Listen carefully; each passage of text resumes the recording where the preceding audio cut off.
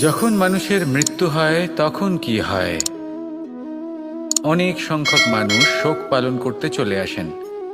যে ব্যক্তি মৃত্যু লাভ করেছেন তার অনেক বস্তু থাকে যেগুলো তার প্রিয়, যেগুলো তিনি ব্যবহার করেছেন। তার শয্যা, তার বস্ত্র, তার আভূষণ সবকিছু তার থেকে বিচ্ছিন্ন করা হয় এবং খালি হাতে তাকে শ্মশানের উদ্দেশ্যে রওনা করা হয়। আমি আপনাকে এই প্রশ্ন করতে চাই, আপনি এই সংসারে কি অর্জন করেছেন? ধন, সম্পত্তি, বস্ত্র, আভূষণ, এই সব কিছু যে আপনি অর্জন করেছেন, আপনার মৃত্যুর পরে তা আপনার থেকে দূর হয়ে যাবে। এর উত্তর হলো একটাই, আপনার কর্ম। শুধু সেটাই আছে যা একান্ত আপনার, আর শুধু সেটাই এই সংসার থেকে চলে যাওয়ার পরেও সংসারেই জীবিত থাকবে। যদি আপনি দুষ্কর্ম করেন তাহলে এই সংসার আপনাকে একটি অনুচিত উদাহরণ হিসেবে মনে রাখবে যে এই ব্যক্তি খুব পাপী ছিল, অনুচিত কর্ম করতেন। যে পথে তিনি চলেছেন সেই পথে কারোর চলা উচিত নয়। সেখানেই যদি আপনি সৎকর্ম করেন তাহলে সংসার চিরকাল এটাই বলবে যে খুব ভালো মানুষ ছিলেন, সবাইকে ভালোবাসতেন, সবাইকে সাহায্য করতেন, আমার খুব প্রিয় মানুষ ছিলেন। এটাই হলো শ্রেষ্ঠ কর্ম। সেই জন্য জীবনে শুধুমাত্র ধন, সম্পত্তি, আভূষণ এই সব অর্জন করতে গিয়ে নিজের মনোনিবেশ করবেন না। শ্রেষ্ঠ কর্ম করুন। সংসার থেকে চলে যাওয়ার পরেও এই কর্মই এই সংসারে আপনাকে জীবিত রাখবে। আসুন আমার সাথে ভালোবেসে বলুন, রাধা রাধা। আশা এবং বিশ্বাস মানুষের জীবনের দুই অমূল্য স্তম্ভ। এটাই হলো ঢাল এবং এটাই হলো অস্ত্র। এটাই আমাদের রক্ষা করে এবং এটাই আমাদের জীবনের পথ প্রশস্ত করে। কিন্তু ছোট একটা সমস্যা আছে। এবার যদি আপনি বটবৃক্ষের থেকে এই আশা রাখেন যে এ আমাকে ফল দেবে, তাহলে সেই আশা ভঙ্গ হওয়াই স্বাভাবিক। আর যদি আপনি বিশ্বাস করেন যে খেজুর গাছ আপনাকে ছায়া প্রদান করবে, তাহলে সেই বিশ্বাসও অবশ্যই ভঙ্গ হবে। তাহলে কি করা উচিত? চোখ বন্ধ করে যে কাউকে বিশ্বাস করার আগে বা যে কারোর থেকে আশা রাখার আগে নির্বাচন করুন যে কার ওপর বিশ্বাস রাখতে চান, কার ওপর আশা রাখতে চান। তবে আমি তো বলবো যে বিশ্বাস করতে হলে নিজের ওপর করুন, যে এই সংসারে এমন কোনো কাজ নেই যা আপনি করতে পারেন না। আর শুধু কর্ম করতে থাকুন আর ভরসা রাখুন ঈশ্বরের ওপর, যে উনি আপনার কর্ম দেখবেন আর আপনাকে আপনার কর্মফল অবশ্যই দেবেন, আপনাকে সাফল্য দেবেন। যদি আপনার বিশ্বাস অটল হয়, নিরন্তর পরিশ্রম করেন, তাহলে ঈশ্বর কখনোই আপনার আশা ভঙ্গ হতে দেবেন না। আসুন আর আমার সাথে ভালোবেসে বলুন, রাধা রাধা। আমাদের সকলের কাছে বৃক্ষ অত্যন্ত প্রিয়। আমরা সর্বদাই চাই এই বৃক্ষ যেন সবুজ থাকে, ফুলে ফলে ভরে থাকে, আমাদের ছায়া প্রদান করে, তা যেন সুস্থ থাকে, আমাদের ফল প্রদান করে। আর সেই জন্য আমরা প্রতিদিন সেই বৃক্ষকে জল প্রদান করি। কিন্তু কখনো ভেবে দেখেছেন যে জল তো আমরা বৃক্ষের গোড়ায় দিই, তারপরেও এই জল সেই বৃক্ষের প্রত্যেকটি পাতায় ঠিক পৌঁছে যায়? এটা কিভাবে সম্ভব? কিছুটা এরকমই হলো আমাদের কর্ম। যদি এই পৃথিবীতে থেকে শুদ্ধ মনে সৎকর্ম করেন, এই কর্ম সোজা ঈশ্বরের কাছে গিয়ে পৌঁছয়। যদি শ্রদ্ধাভাব নিয়ে সমর্পিত হয়ে শুদ্ধ চিত্তে আপনি কাউকে সেবা করেন, তা সে মাতা পিতাই হোক, পরিবার হোক, গুরু হোক, পশুপক্ষী হোক বা সমাজ হোক, তাহলে সেটা সোজা ঈশ্বরের চরণে সমর্পিত হয়।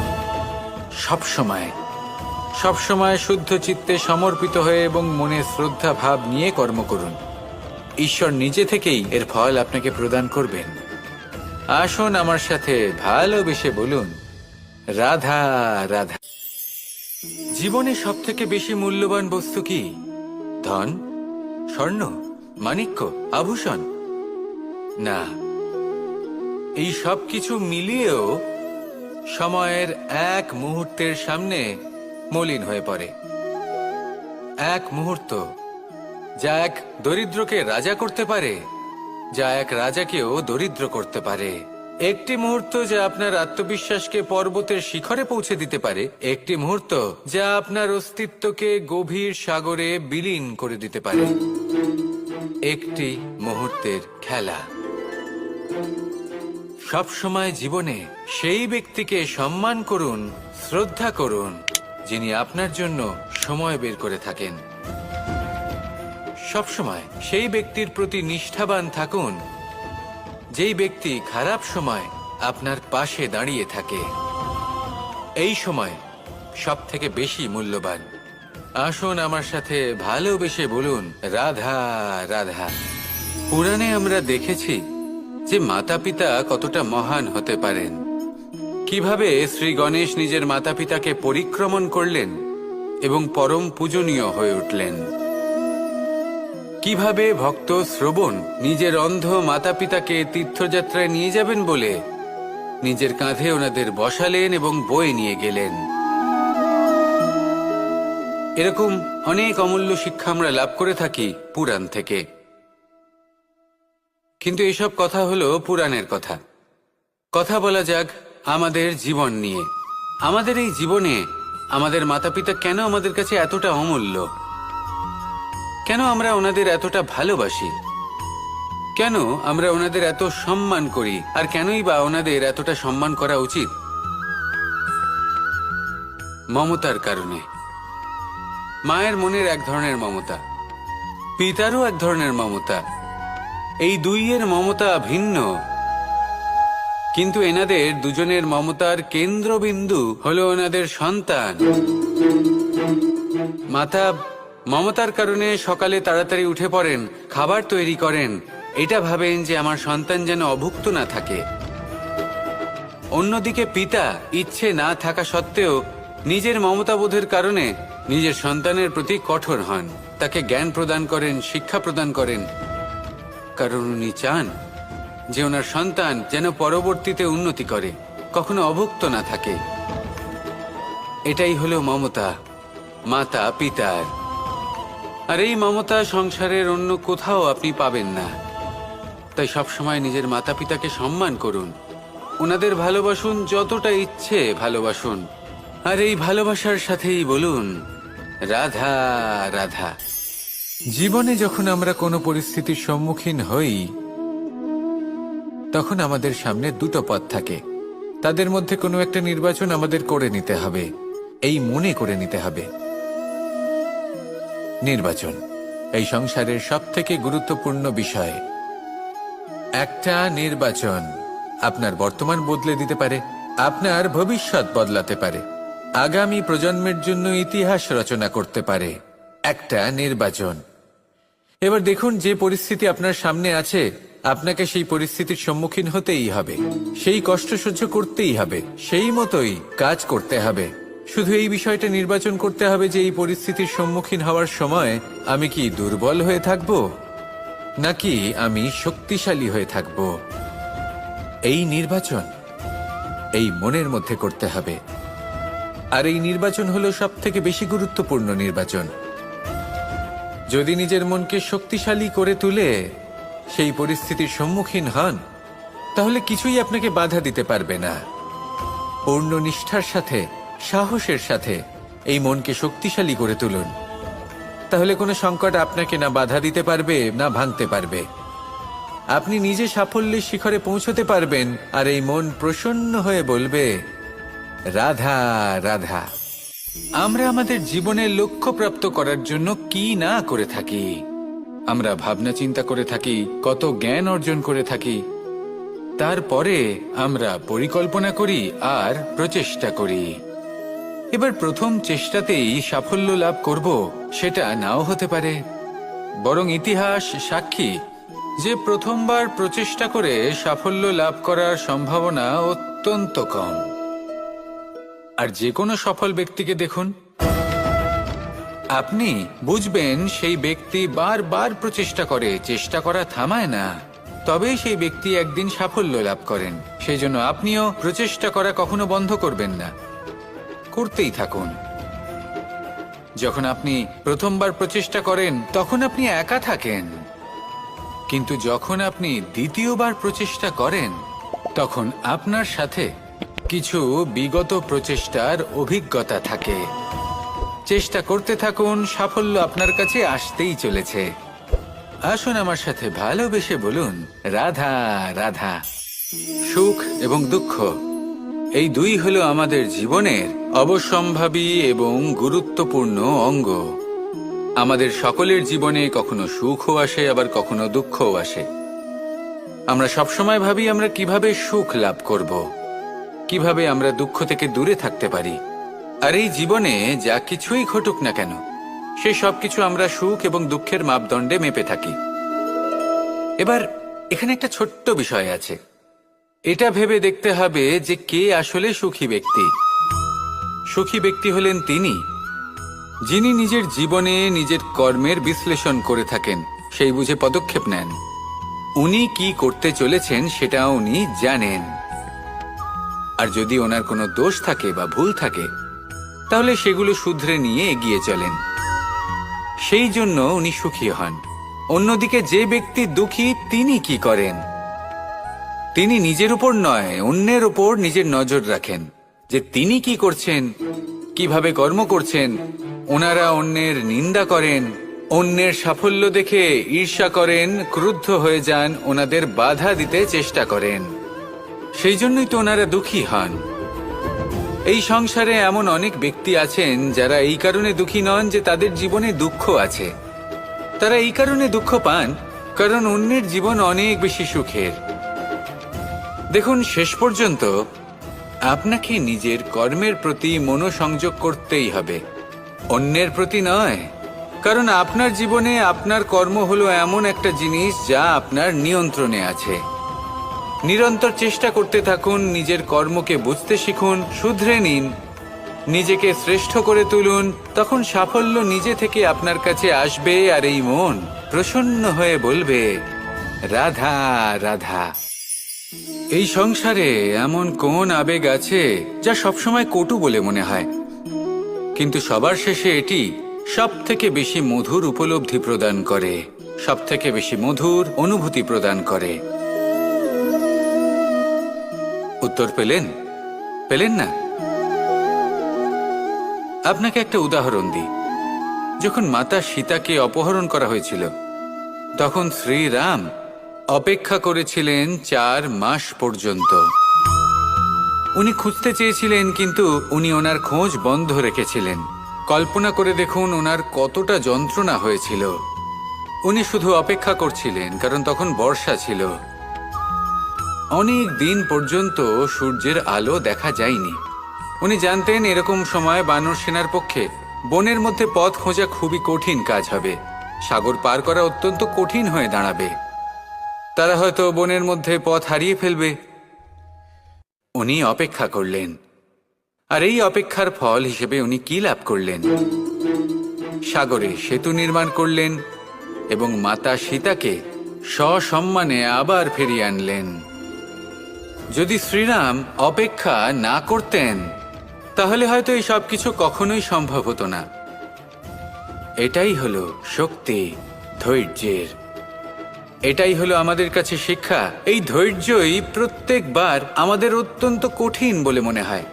ধৈর্য ধরা অত্যন্ত কঠিন, কিন্তু অবশেষে এটাই সব থেকে শ্রেষ্ঠ ফল দান করে, সব থেকে মধুর উপলব্ধি, সব থেকে মধুর অনুভূতি প্রদান করে।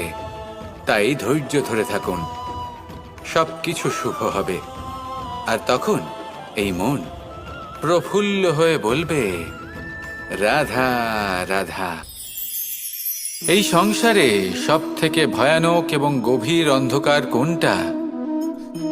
সেটা যখন মেঘ সূর্যকে ঢেকে দেয় এবং সংসার অন্ধকারাচ্ছন্ন হয়ে ওঠে, নাকি তখন যখন সূর্যাস্তের সময় ঘনিয়ে আসে, সূর্য ঢলে যায় এবং এই সংসারে অন্ধকার ছেয়ে যায়, নাকি সেই অমাবস্যার রাত্রি যখন চতুর্দিকে ঘন অন্ধকার থাকে এবং চন্দ্রমার প্রকাশ কোথাও থাকে না? না, এই সংসারে সব থেকে বেশি ভয়ানক অন্ধকার হলো মানসিকতার অন্ধকার। মানসিকতা খুব গভীর একটা বিষয়। এই মানসিকতাই সত্যের রূপ ধারণ করে। এবং আমাদের এই মানসিকতা এবং বিবেকে একটা সূর্য থাকে। যদি আমরা এটা জীবন থেকে বের করে ফেলি, তাহলে নিরাশা, হতাশা, অসফলতা এর এমন এক ঘন অন্ধকারে আমরা ফেসে যাব যে তার থেকে বাইরে বের হওয়া প্রায় অসম্ভব ব্যাপার হয়ে দাঁড়াবে। বড়ই কঠিন হয় সেই সময়। সেই জন্য ইতিবাচক মনোভাব থাকা খুব প্রয়োজনীয়। এটা ভাববেন না যে এটা আমার সাথে কেন হলো, এই সমস্যা কেন এলো, ওই ব্যক্তি আমার সাথে এটা কেন করলেন। এটা ভাবুন যে আমি জীবনে যে পরিস্থিতিতে দাঁড়িয়ে আছি তার থেকে আমি ঠিক কিভাবে বাইরে বেরোতে পারবো। যতই ঘন অন্ধকার থাকুক না কেন, খুব ছোট একটা প্রদীপের প্রকাশ আমাদের পথপ্রদর্শক হয়ে দাঁড়াতে পারে। আর আমাদের জীবনে এই ছোট্ট একটা প্রকাশ হলো আশা। এই আশার একটি কিরণ আমাদের অত্যন্ত গাঢ় অন্ধকারেও পথ দেখাতে পারে। তাই এই আশাকে সবসময় মনে প্রজ্বলিত করে রাখুন। গাঢ় থেকে গাঢ় অন্ধকারের সাথে, কঠিন থেকে কঠিনতর সমস্যার সাথে লড়াই করুন, সামনে এগিয়ে চলুন, আর আমার সাথে ভালোবেসে বলুন, রাধা রাধা। একটি নৌকা বিশাল একটি সাগরে ভেসে চলে। কখনো যাত্রীদের বা কখনো বিশাল বস্তুকে নিজের সাথে বহন করে নিয়ে চলে, এক স্থান থেকে অন্য স্থানে পৌঁছে দেয়। এই নৌকা কখনো সাগরে আটকে পড়ে বা কখনো ডুবে যেতেও পারে। কিন্তু এই নৌকা তখন ডুবে যায় না যখন এর আশেপাশে অধিক মাত্রায় জল থাকে। এটা তখন ডুবে যায় যখন ও নিজের আশেপাশের থাকা জলকে নিজের ভেতরে প্রবেশ করতে দেয়। যখন আস্তে আস্তে এই জল প্রবেশ করতে থাকে, নৌকা ভারী হতে থাকে আর আস্তে আস্তে ডুবে যায়। এটা আমাদের কাছে একটা শিক্ষা। হতেই পারে আমাদের এই সংসারে, আমাদের জীবনে আশেপাশে অনেক বেশি মাত্রায় নেতিবাচক শক্তি থাকবে, ঈর্ষা থাকবে, বিদ্বেষ, ঘৃণা বা ভয় থাকবে।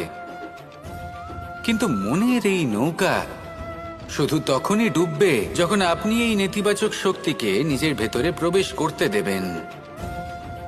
মনে রাখবেন, এই নেতিবাচক শক্তিকে কখনো নিজের মনে প্রবেশ করতে দেবেন না।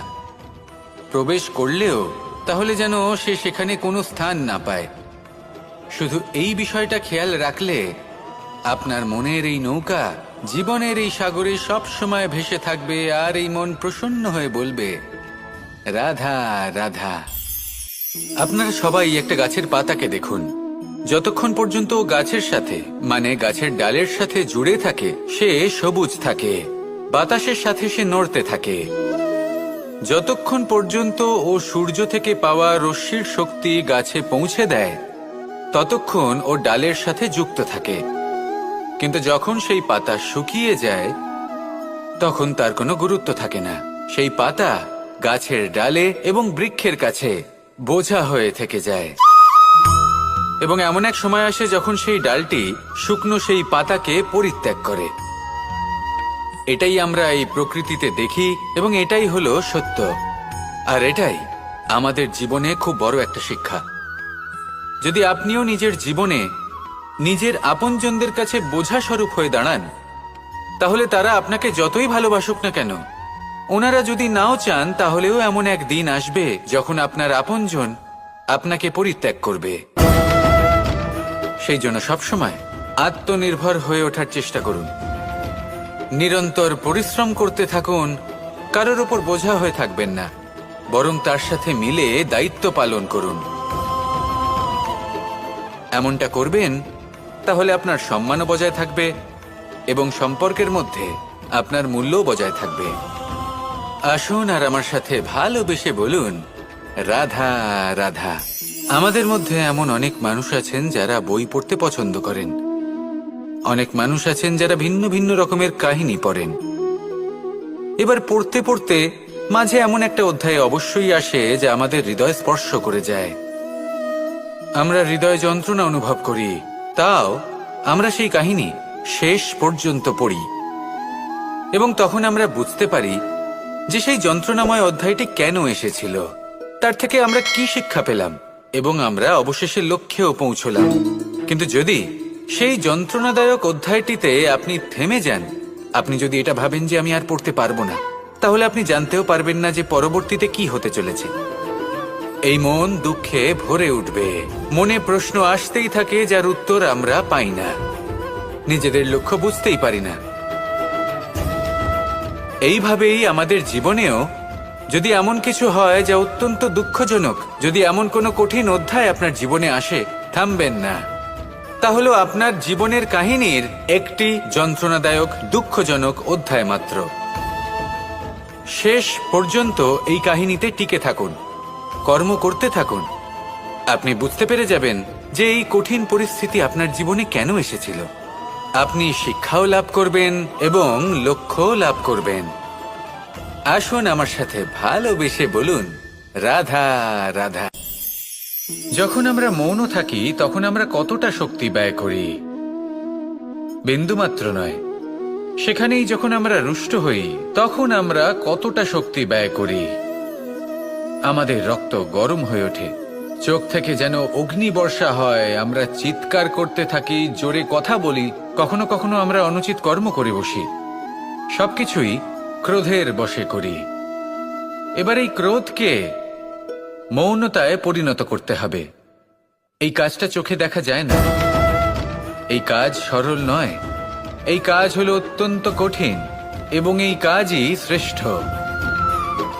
সেই ব্যক্তি শক্তিশালী নন যিনি কথায় কথায় ক্রুদ্ধ হয়ে যান, কথায় কথায় যিনি আক্রমণ করেন। আজ্ঞে না, সব থেকে বেশি শক্তিশালী ব্যক্তি হলেন তিনি যিনি নিজের ক্রোধকে মৌনতায় পরিবর্তন করতে পারেন, যিনি শান্ত মনে পরিস্থিতিকে বোঝেন, তার আকলন করেন আর তারপর বিবেকের দ্বারা সিদ্ধান্ত নেন। তিনি হলেন সব থেকে শক্তিশালী ব্যক্তি।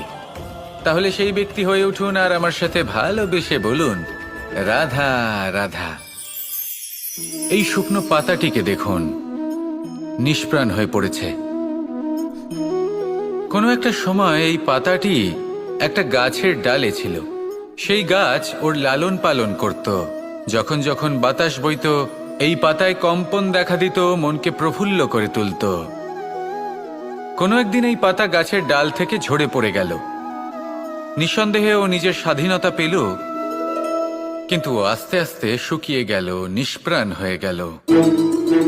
দেখুন, আমি এই কথা বলছি না যে স্বাধীনতা অনুচিত, কখনোই না। কিন্তু যে কোনো পরিস্থিতিতে স্বাধীন হতে চাওয়া এটা নিশ্চিতরূপে অনুচিত। আমরা যদি আমাদের জীবনে পরিবারের গুরুত্ব ভেবে দেখি, তাহলে এই পরিবারে যতই মতভেদ থাকুক না কেন, যতই মনোমালিন্য থাকুক না কেন, যতই বিবাদ থাকুক না কেন, এই সব মিটিয়ে নেওয়া অত্যন্ত প্রয়োজনীয়। সেই সবকিছু সমাপ্ত করা অত্যন্ত প্রয়োজনীয়। কখনো এই পরিবারকে ভাঙতে দেবেন না, কখনো এই পরিবার থেকে দূরে চলে যাবেন না। এই পরিবার হলো আমাদের জীবনের একটা অমূল্য সম্পদ, অমূল্য এক আশ্রয়, যা এই সংসারে হয়তো কোথাও আপনি পাবেন না। তাই একে আগলে রাখুন। ভেবে নিন আপনি পাতা আর আপনার পরিবার সেই গাছ। আসুন আমার সাথে ভালোবেসে বলুন, রাধা রাধা। জ্যোতিষ একটা বিদ্যা, এ হলো একটা বিজ্ঞান। যে নক্ষত্র দশায় আপনি জন্মগ্রহণ করেছেন, যে স্থানে আপনার জন্ম হয়েছে, এগুলো আপনার জীবনের দিশা স্থির করার ক্ষেত্রে গুরুত্বপূর্ণ ভূমিকা পালন করে। কিন্তু যে রাশিতে আপনি জন্ম নিয়েছেন আর আপনার যা নাম স্থির হয়েছে, সেটা আপনার ভবিষ্যৎ নির্ধারণ করবে তা আবশ্যক নয়। রা দিয়ে রাম এবং রা দিয়ে রাবণ, এই দুজনের রাশি সমান ছিল, কিন্তু একজন নিজের শক্তির দুর্ব্যবহার করলেন। স্বর্ণ লঙ্কার অধিপতি রাবণ, চতুর্দিকে বিজয়ী হওয়া সেই ব্যক্তি নিজের পতনের সম্মুখীন হলেন। শ্রীরাম রাবণকে বধ করলেন। শ্রীরাম, যিনি নিজের কর্ম দ্বারা, নিজের পরিশ্রম দ্বারা ঈশ্বর উপাধি লাভ করেছিলেন, 14 বছরের বনবাস ভোগ করলেন, আর যখন বিপদে পড়লেন তখনও নিজের রাজ্যের সাহায্য নিলেন না। বনের মধ্যে নিজে বানর এবং ভাল্লুকদের নিয়ে একটি সেনাবাহিনী গড়ে তুললেন এবং রাবণকে তার কুকর্মের শাস্তি দিলেন। তাই সর্বদা এটা মনে রাখবেন, আপনার খ্যাতি, আপনার ভবিষ্যৎ আপনার কর্ম নির্ধারণ করে, আপনার রাশি নয়।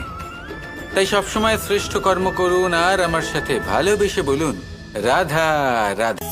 প্রজাপতি দেখেছেন কি সুন্দর হয়, তাই না? এই প্রজাপতি, ওদের দিকে তাকালে নিজের অজান্তেই নিজের মুখে হাসি ফুটে ওঠে।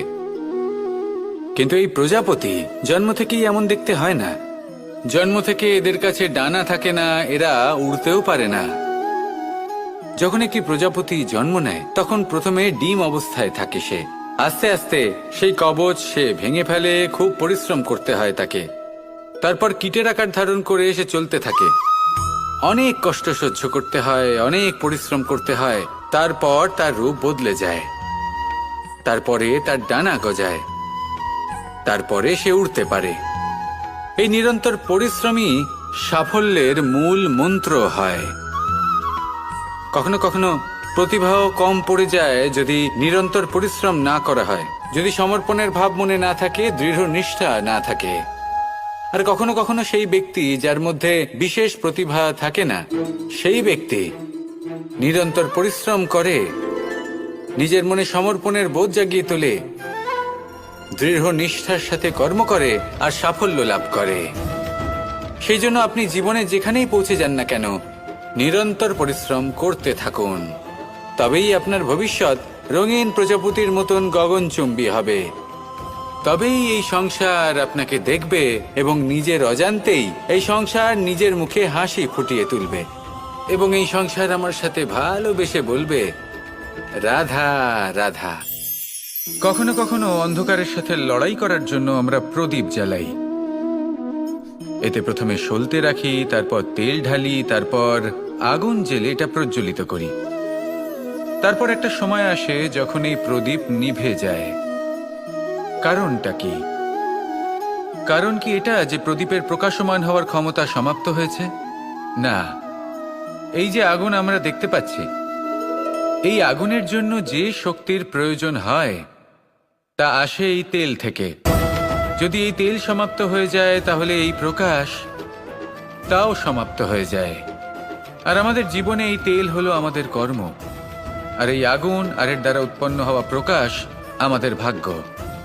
যত আমাদের কর্ম ক্ষীণ হতে থাকবে, আমাদের ভাগ্য সৌভাগ্য কোথাও না কোথাও লুপ্ত হয়ে যাবে। যে উজ্জ্বল ভবিষ্যৎ আমরা চাইছি তা কখনো লাভ করতে পারবো না যদি কর্ম না করি।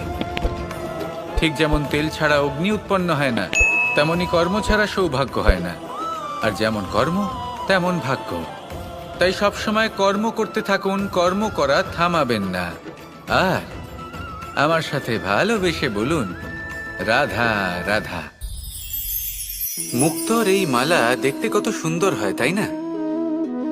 যিনি ধারণ করেন তাকেও এটা শীতলতা প্রদান করে, আর যে ব্যক্তি দেখে তার চোখও এই দৃশ্য দেখে শান্তি উপলব্ধি করে। কিন্তু ভাবুন, যদি এমন কিছু হয় যে সুতো দ্বারা এই মুক্তোর মালা তৈরি হয়েছে সেটা কেউ ছিঁড়ে দেয়, তাহলে এই মুক্তোর মালা ছিঁড়ে যাবে আর সমস্ত মুক্তো মাটিতে পড়ে যাবে, ছড়িয়ে পড়বে। তখন কি আমরা এটা ভাববো যে এটা তো মাটিতে পড়ে থাকা বস্তু, এটা আমি তুলব না? ভাববো না, তাই না?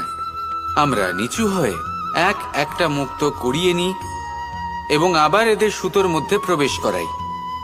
কেন? কারণ এই মুক্তো হলো বহুমূল্য। এতে কোনো সন্দেহ নেই যে এই মুক্তো হলো বহুমূল্য। কিন্তু এর থেকেও অনেক বেশি বহুমূল্য হলো আমাদের জীবনে আমাদের সম্পর্ক, আমাদের বন্ধু বান্ধব। এই সম্পর্কেও কখনো কখনো বিবাদ হয়, মনোমালিন্য হয়, এগুলোও ছড়িয়ে যায়। আর সেই সময় এই মুক্তোর মতোই নত হয়ে আমাদের এই সম্পর্কগুলিকে হাতে তুলতে হবে, এদের জুড়তে হবে, এদের আগলে রাখতে হবে, কারণ এদের থেকে বহুমূল্য আর কিছুই নেই। আর যদি এই কাজটা আপনি শিখে নিতে পারেন, তাহলে আপনার জীবনের এই সম্পর্ক, এই বন্ধুত্ব সবসময় আপনাকে বল প্রদান করবে, আনন্দ প্রদান করবে, আর এই মন সুপ্রসন্ন হয়ে বলবে, রাধা রাধা। আজ আপনাকে একটা গল্প শোনাচ্ছি। একদিন এক ব্যক্তি নিজের দ্বারে লিখে দিলেন, আজ আমি ভীষণ দুঃখী, আজ আমার সাথে কেউ দেখা করতে আসবেন না। কিছুক্ষণ পরে তার এক বন্ধু এলো, সে সেই লেখা পড়ল, তাও গিয়ে তার সাথে দেখা করল।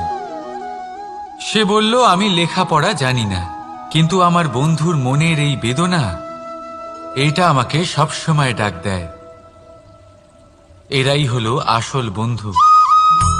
কোনো কারণে আপনি যদি দুঃখ পান, কোনো সমস্যার সমাধান না বের করতে পারেন, এই সংসার থেকে আলাদা হয়ে যেতে চান, তাও এই বন্ধু আপনার সাথেই থাকবে।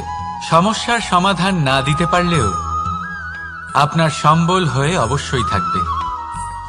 হয়তো আপনার দুঃখ কম করতে পারবে না, কিন্তু আশার আলো অবশ্যই দেখাবে।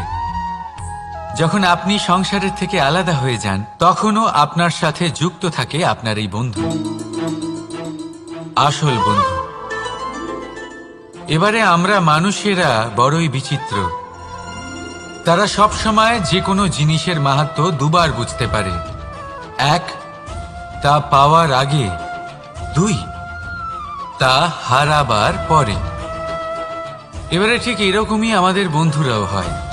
যদি আজ আপনার বন্ধুরা আপনার সাথে থাকে, তাদের প্রতি কৃতজ্ঞ থাকুন, তাদের প্রসন্ন রাখুন, তাদের মাহাত্ম্য বুঝুন।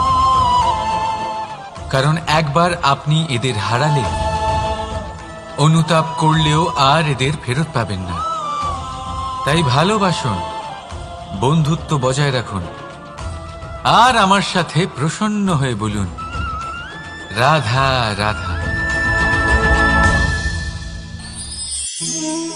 আমাদের মধ্যে বহু মানুষ মাঝে মাঝে নিজেকে অকর্মণ্য মনে করি। ভেবে নিই যে এত চেষ্টা করার পরেও কিছুই পেলাম না, আর হয়তো পরেও কিছুই পাব না। আর সেই জন্য নিজের জীবনের সমস্ত বোঝা অন্য কারোর কাঁধে চাপিয়ে দিই, নিজের ওপরে বিশ্বাস হারিয়ে ফেলি। কেন বুঝতে পারেন না এই কথাটা? যে যতক্ষণ না পায়ে কোনো কাঁটা ফুটবে, ব্যক্তি কি করে বুঝতে পারবে যে এরপর থেকে নিচে তাকিয়ে চলতে হবে? সূর্যকে নিজে জ্বলতে হয় যাতে বাকিদের প্রকাশ দিতে পারে সে। রাতের অন্ধকারের সাথে লড়াই করার জন্য চন্দ্রিমাকে আকাশে একা উজ্জ্বল হতে হয়। নদী নিজের যাত্রা কি করে করে, নিজের পথ কি করে নির্মাণ করে? সে পাথরের সাথে লড়াই করে তা বানায়। যদি স্বয়ং আপনি নিজের সাহায্য করতে অক্ষম হন, তাহলে নিশ্চিতভাবে আপনার এই জীবন ব্যর্থ হয়ে যাবে। তাই মনে রাখবেন, এই সংসারে নিজের জীবনের ভার নিজের কাঁধেই বহন করতে হয়। অন্যের কাঁধের ওপর শুধুমাত্র পরলোক যাত্রা হয়। সেই জন্য এই সংসারে জীবিত সেই যে আত্মনির্ভর।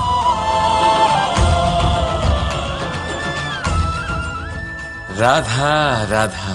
সময়, কথায় বলে সময়ের পূর্বে কিছুই হয় না। প্রতিটা ঘটনার একটা সময় থাকে। সময়ের আগে না সূর্যোদয় হয় আর না সূর্যাস্ত হয়। সময়ের পূর্বে গাছে না ফুল ফোটে না ফল ধরে।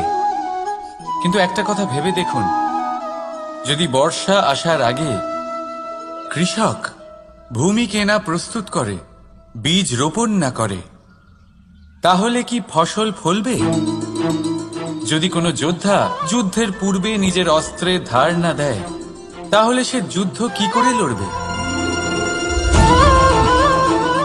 এর মানে এটাই হলো যে সময় আপনার যখন আসার তখন অবশ্যই আসবে, কিন্তু ততক্ষণ এটাও গুরুত্বপূর্ণ যে আপনি নিজেকে তার জন্য তৈরি রাখুন।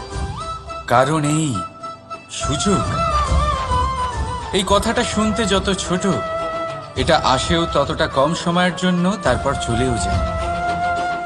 এবার যদি সুযোগ আপনার হাতে আসে আর আপনি তার জন্য তৈরি না থাকেন, তাহলে আপনি সাফল্য কি করে পাবেন? তাই আপনি সঠিক সময়ের জন্য অপেক্ষা করুন, সেই সুযোগের জন্য অপেক্ষা করুন, কিন্তু ততক্ষণ নিজের চেষ্টার দ্বারা নিজেকে আরো সক্ষম করে তুলুন। কারণ সাফল্য আপনার জন্য অপেক্ষা করছে, শুধু আপনি তার জন্য তৈরি থাকুন। রাধা রাধা। কথা, মানুষের পাওয়া সবচেয়ে অদ্ভুত উপহার। এই কথাই মানুষকে এই সংসারের সমস্ত প্রাণীর থেকে ভিন্ন করে তোলে, সংসারের সবচেয়ে উপরে নিয়ে যায়। এই কথার কারণেই আমরা একে অপরের সাথে ভাব আদান প্রদান করি। আমি আমার মনের ভাবনা অন্য কাউকে ব্যক্ত করতে পারি, অন্য কেউ তাদের ভাবনা আমাকে ব্যক্ত করতে পারে। এই কথাই আমাদের সবচেয়ে বড় ঢাল। এবারে দেখুন, আপনি নিশ্চয়ই লক্ষ্য করেছেন কারোর কথা মধুর হলে লোকে তাকে ভালোবাসে, তাকে নিজের বন্ধু বানায়। সেইভাবেই যদি কারোর কথা কঠোর হয় তাহলে লোকে তাকে ঘৃণা করে, তাকে নিজের শত্রু মনে করে। এই কথাই ভাষা হয়ে আমাদের ইতিহাস রচনা করে। তবে আমরা কি সত্যি বাণীর বিষয়ে অতটাই ভাবি যতটা আমাদের ভাবা উচিত? ভেবে দেখুন, মানুষের কথা বলতে শিখতে কত সময় লাগে। কোনো বালক 1.5 বছর বয়সে কথা বলতে শেখে, কেউ 2 বছরে, কেউ 3। এবার দেখুন, মানুষ 1.5 বছর বয়সে কথা বলতে শিখে গেলেও তার কি বলা উচিত এটা সারা জীবনেও শিখতে পারে না। এর উপরে মনোনিবেশ করুন, এটা বোঝবার চেষ্টা করুন কি বলা উচিত। নিজের কথা শুদ্ধ করুন, নিজের কথা মধুর করুন, আর সেই মধুরতার সাথে আমার সঙ্গে বলুন, রাধা রাধা। এই লক্ষ্য আসলে কি? এই লক্ষ্য তাই যা আমরা পেতে চাই। এই সংসারে সুখী কে হয়? সুখী সেই যে তার লক্ষ্য পেয়ে গেছে। দুঃখী কে হয়? দুঃখী সেই যে তার লক্ষ্য এখনো পায়নি। এবারে প্রশ্ন এখন এটাই যে লক্ষ্য সবাই পেতে চায়, লক্ষ্য পাওয়ার জন্য সবাই প্রাণপণ চেষ্টাও করে, তাহলে সবাই তাদের লক্ষ্যে পৌঁছতে পারে না কেন? ঠিক আছে, কোথাও না কোথাও কিছু না কিছু কমতি থেকেই যায়, যাই বাধা থাক। আজকে আমি আপনাকে একটা উপায় বলবো এই লক্ষ্য পাওয়ার জন্য। একটা কাগজ নিন, তাতে একটা চিহ্ন বানান, সেটাই হবে আপনার লক্ষ্য। এবারে সেই লক্ষ্যে পৌঁছানোর একটা পথ বানান। এবারে এই যাত্রাকে ভিন্ন ভিন্ন ভাগে বিভাজন করে দিন। এবারে এটা হলো আপনার পরিকল্পনা। এবার এই পরিকল্পনা ক্রমানুসারে আপনি পালন করতে থাকুন, এটাই হবে আপনার চেষ্টা। এবার এইভাবে যদি আপনি চেষ্টা করতে থাকেন, যাই আপনার কল্পনা হোক না কেন তা বাস্তব অবশ্যই হবে। তাহলে এই কল্পনাকে বাস্তবে রূপান্তরিত করুন। এইভাবেই নিজের পরিকল্পনা পালন করতে থাকুন। আপনার যাই কল্পনা থাকুক বা যাই লক্ষ্য থাকুক, তা বাস্তবে পরিণত হয়ে আপনার হাতে অবশ্যই আসবে। রাধা রাধা।